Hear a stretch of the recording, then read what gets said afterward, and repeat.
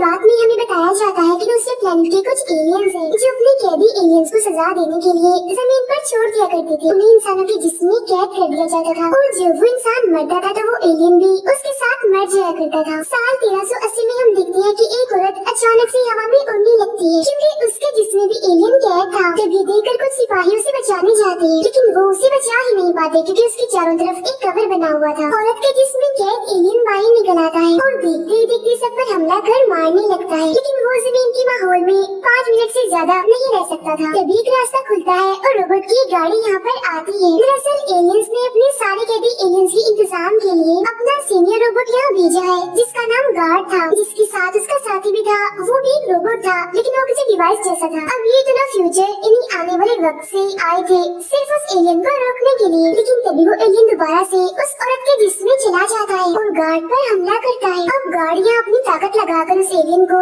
औरत के जिस्म से निकालता है। ऐसा होते इस औरत की हालत मरने वाली हो जाती है, लेकिन मरने से पहले वो गार्ड से कहती है कि मेरी बेटी का ख्याल रखना, वो बहुत ही छोटी है। और अब जैसे एक सिपाही उस बच्ची को मारने वाला होता है तभी गार्ड का साथी इंसानी रूप में आकर उस सिपाही को मारकर बच्ची को बचा लेता है। और बेशक गार्ड एक रोबोट था लेकिन उसके जिस्म में इंसानों के बहुत सारे अलग अलग रूप थे। अब वो दोनों एक रास्ता खोलकर 2012 में आ जाते हैं जहाँ गार्ड उस एलियन को एक अलग ही तरह की जेल में कैद कर देता है जहाँ अब टोटल 7 एलियंस कैद थे। तभी अचानक से यहाँ बच्ची के रोने की आवाज आने लगती है और गार्ड को पता चलता है कि उसका साथी उस औरत की छोटी बच्ची को अपने साथ यहाँ पर ही ले आया है जिसका नाम एन है। गार्ड का साथी उसे कहता है कि मैं इस बच्ची को नहीं रखकर उसके दिमाग को पढ़कर इंसानों के बारे में जानना चाहता हूँ। तब इस बात पर गार्ड मान जाता है। अब हम साल 1391 में एक जादूगर को देखते हैं जिसके पास 2 जादुई बिल्लियाँ थी। उसके पास एक जादुई पंखा भी था और दोनों बिल्लियाँ उसके अंदर से ही निकलती थी। जादूगर वहाँ एक पोस्टर देखता है जिस पर लिखा हुआ था कि एक कीमती चाकू जो कि क्रिस्टल का है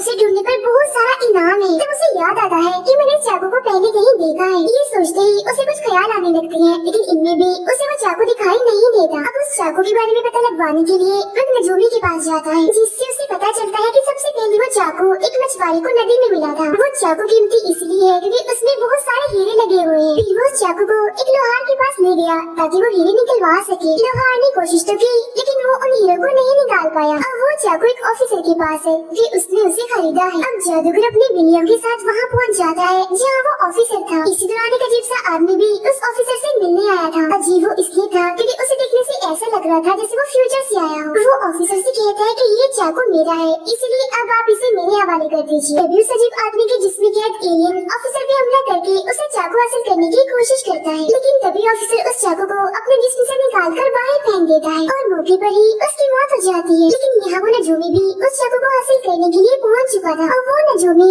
उस चाकू को लेकर भागने लगता है, लेकिन तभी एलियन उसे देख लेता है और उसके पीछे पड़ जाता है। तब जादूगर भी उनके पीछे चला जाता है और अपने जादू से एलियन को रोकने की कोशिश करता है, लेकिन एलियन उल्टा उसे पकड़कर मारने लगता है। इसी दौरान इनकी नजर एक स्पेसशिप पर जाती है। उसे देखते ही उसके पास जाते हैं और नदी के उस पार इन्हें एक लड़की दिखती है जो उन्हें देखकर यहाँ से भाग जाती है। अब ये लोग काफी हैरान परेशान थे कि आखिर ये स्पेसशिप और वो लड़की यहाँ पर कैसे है। फिर इसके बाद हम 2022 में आ जाते हैं जहाँ हम गार्ड के साथ उसी बच्ची एन को देखते हैं। ये वही बच्ची जिसे लोग पास्ट इन्हीं माजी से लाए थे। बच्ची बहुत ही समझदार थी। वो बच्ची गार्ड को अपना डैडी समझती थी और उसे पता है कि उसके डैड एक रोबोट है और हर टाइम अपने साथी से बातें करते रहते हैं और तो अक्सर उसी के साथ रहते हैं। जब गार्ड एन को स्कूल से ला रहा था तो वो अपना मोबाइल गाड़ी में ही छुपा देती है जहाँ वो गार्ड और उसके साथी की बातें सुनती है। गार्ड का साथी उसे कह रहा होता है कि हमने अपने प्लेनेट से एक कैदी एलियन को जमीन पर लाना है और उसे इंसान के जिस्म में डालना है, लेकिन ऐसा करने के लिए हमें 107 इंसानों की जरूरत होगी क्योंकि वो बहुत ही ताकतवर एलियन है। रात के वक्त अपने डैड की तरह एन भी उनके साथी से बात करने की कोशिश करती है लेकिन वो उसे कोई भी जवाब नहीं देता। फिर जब वो गाड़ी से अपना मोबाइल निकाल रही थी तो अचानक से वो छोटी सी जेल को खोल देती है जिसमें उस एलियन को कैद किया गया था, लेकिन इससे पहले कि वो कैदी वहाँ से आजाद होता तभी गार्ड का साथी वहाँ आकर उसे बंद कर देता है। अब गार्ड के साथी को अपने सामने पाकर एन काफी खुश हो जाती है और उसे बहुत सारे सवाल करती है। तब गार्ड के साथी को बताना ही पड़ता है कि मैं एलियंस को सजा देने के लिए इंसानों के जिस्म में कैद करता हूँ, जिस मकसद के लिए हम अलग अलग टाइमलाइन में जाते हैं, यानी कभी पास्ट में और कभी फ्यूचर में, और तुम्हें भी हम पास्ट से ही लाए हैं। इतनी ही देर में यहाँ गार्ड भी आ जाता है। उसका साथी उसे बताता है कि उस एलियन को कहाँ कैद करना है जो एक हॉस्पिटल था यहाँ से कुछ ही दूरी पर। अब एन एन जानना चाहती थी कि आखिर हो क्या रहा है, इसीलिए वो अगले ही दिन उसी हॉस्पिटल जाती है। अंदर जाकर वो अपने मोबाइल में आसपास की हर चीज की वीडियो बनाने लगती है। इसी दौरान गार्ड और उसका साथी भी अपने मिशन, अपने मकसद को पूरा करने के लिए यहाँ पहुँच जाते हैं। तभी आसमान में काफी बड़ी स्पेसशिप दिखाई जाती है जो एक काले रंग के पत्थर को उस हॉस्पिटल में भेजती है। अंदर जाते ही वो पत्थर एक काफी बड़े गोल्डन रंग के पिलर में बदल जाता है, जिसके अंदर से अजीब सा एलियन निकलता है और आसपास अपने टेंटिकल्स फैलाकर एक एक करके लोगों को पकड़ने लगता है। इस तरह से कैदी एलियंस इंसानों के जिस्म में चले जाते हैं। वो टेंटिकल्स अभी भी नहीं रुक रहे थे और पूरे हॉस्पिटल में ही फैल चुके थे। तब एम्बी उन टेंटिकल्स को देख लेती है और उनसे बचने के लिए भागती है। जैसा कि मैंने आपको बताया कि एलियंस को इंसानों के जिस्म में डालने के लिए 107 इंसान चाहिए थे, जो उन्हें मिल भी गए थे। इन्हें उनका मिशन पूरा होने वाला था। इसी दौरान गार्ड एन को देख लेता है और काफी हैरान हो जाता है कि ये यहाँ क्या कर रही है। खैर वो उस पर ध्यान नहीं देता और उस काले रंग के पत्थर को लेने आ जाता है। इस चीज का फायदा उठाकर एन वहाँ से भाग जाती है और जैसे उनका मिशन पूरा होता है एलियंस को इंसानों में डालने का, सारे टेंटिकल्स वापस चले जाते हैं और इंसान दोबारा से बिल्कुल ठीक हो जाते हैं। हैरानी वाली बात ये थी कि कुछ देर पहले उनके साथ क्या हुआ था उन्हें याद ही नहीं होता। पास्ट में हम जादूगर और उसके साथियों को देखते हैं। उन्हें एक जगह के बारे में पता चलता है जो एक मंदिर था। यहाँ पर एक जादूगर हस्बैंड वाइफ भी थे जिस मंदिर के मालिक को अपना जादुई सामान बेचने आए थे, लेकिन मंदिर का मालिक उनसे कहता है कि अभी फिलहाल मुझे वो कीमती चाकू चाहिए, इसलिए जाओ पहले उसे ढूंढो और वो लेकर आओ। वो जादूगर हस्बैंड वाइफ अपने साथियों के साथ एक घर में जाते हैं, ये जहाँ वो कीमती चाकू था। अब जादूगर उस आदमी को अपने काबू में करके उस चाकू को लाने के लिए कहता है और अब जैसे वो चाकू लाता है तभी वो फाइटर लड़की यहाँ आकर उन जादूगर हस्बैंड वाइफ पर हमला कर देती है और उस चाकू को हासिल कर लेती है। लेकिन तभी इतनी ही देर में मंदिर का मालिक भी यहाँ पर आ जाता है और फाइटर लड़की पर हमला कर उसे बेहोश कर देता है और चाकू ले लेता है। उधर प्रेजेंट टाइम में एन अपने दोस्त को एलियन की रिकॉर्ड की हुई वीडियो दिखाती है। तब ये देखकर गार्ड उसे बुरे एलियंस कैदियों के बारे में बताता है, जो सुनकर एन समझ जाती है कि गार्ड और उसका साथी जमीन पर इसलिए है ताकि वो इंसानों को बुरे एलियंस के हमलों से बचा सके। अगले दिन जमीन पर बुरे एलियंस की स्पेसशिप आ रही होती है, जिसका मकसद इंसानों के जिस्म में कैद सभी एलियंस को आजाद करना था। तब गार्ड और उसका साथी उसे रोकने के लिए जाते हैं, जहाँ एन के जिद करने पर वो उसे भी साथ ले ही जाते हैं। उस स्पेसशिप में से एक रेड रोबोट निकलता है जो एक पुलिस ऑफिसर के पास पहुँचता है कि उसके जिस्म में बहुत ही ताकतवर एलियन था, लेकिन इंसानों के जिस्म में एलियंस को जगाने के लिए एक चाबी चाहिए होती है जो कोई और नहीं बल्कि वो एक कीमती चाकू था और वो इस टाइमलाइन में गार्ड के पास था। अब उस रेड रोबोट को रोकने के लिए गार्ड अपने रोबोट वाले रूप में आकर उसके पास जाता है, जहाँ इन दोनों की काफी लड़ाई होती है। इस लड़ाई के दौरान रेड रोबोट गार्ड से उस चाकू को हासिल करने में कामयाब हो जाता है। अब जिस पुलिस ऑफिसर के जिस्म में वो ताकतवर एलियन था वो वहाँ से भाग रहा होता है। अब रेड रोबोट अपने स्पेसशिप से उसकी गाड़ी का पीछा करता है, जिसके बाद गार्ड भी अपनी स्पेसशिप में आकर एलियंस की स्पेसशिप पर हमला करने के लिए जाता है और स्पेसशिप की मेन जगह पर हमला करने लगता है, क्योंकि स्पेसशिप की सारी ताकत इसी जगह पर थी। लेकिन रेड रोबोट उस मेन जगह को कहीं और शिफ्ट कर देता है और गार्ड के हमले से बच जाता है। वो उल्टा गार्ड पर भी वार करता है, जिस वजह से उसका स्पेसशिप पानी में गिरता है। अब रेड रोबोट पुलिस ऑफिसर को भी पकड़ लेता है और हमला कर देता है, जिसकी वजह से उसके जिस्म में कैद ताकतवर एलियन बाहर आ जाता है।